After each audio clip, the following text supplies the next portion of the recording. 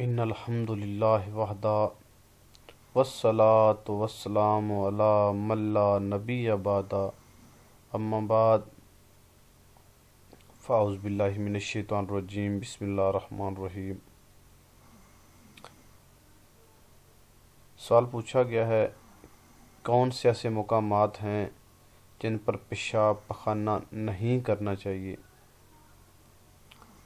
تو پیارے بھائیوں، چند مقامات ایسے ہیں جہاں پر ہمیں پیشاب پخانہ نہیں کرنا چاہیے۔ اگر ہم ان کے اوپر عمل کریں گے تو دنیا آخرت میں ہمیں بھلائیاں بھی ملیں گی، فوائد بھی حاصل ہوں گے۔ تو رسول اللہ صلی اللہ علیہ وسلم نے جن مقامات کا ذکر حدیث پاک میں کیا ہے اس میں چند مقامات یہ ہیں۔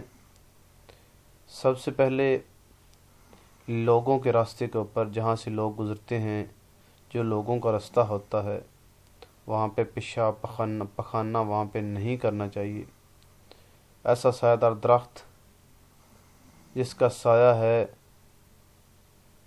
وہاں پہ پیشاب نہیں کرنا چاہیے، تاکہ کوئی بندہ وہاں پہ آرام کر لے، کچھ جانور وہاں پہ بیٹھ کے گرمیوں کے اندر وہ ٹھنڈی چھاؤں کے نیچے بیٹھ جائے۔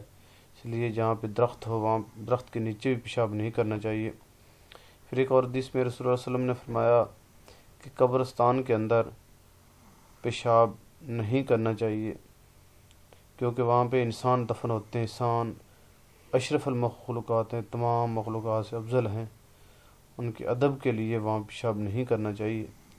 رسول اللہ نے فرمایا جہاں پہ ہم نہاتے ہیں، غسل خانہ، وہاں پہ بھی پخانہ نہیں کرنا چاہیے، کیونکہ جب ہم نہائیں گے تو وہ گندی جگہ کے چینٹے ہمارے اوپر پڑیں گے اور ہمارا جسم پلید ہوگا، اس لیے وہاں پہ بھی پیشاب کرنے سے منع فرمایا۔ پھر ایک اور آخری مقام جو رسول اللہ صلی اللہ علیہ وسلم نے حدیث مبارک میں بتایا کہ کھڑے پانی کے اندر پیشاب نہیں کرنا چاہیے۔ اس لیے پیارے بھائیوں، یہ پیشاب، یہ پخانہ، انسان کا پیشاب پخانہ پلید ہوتا ہے،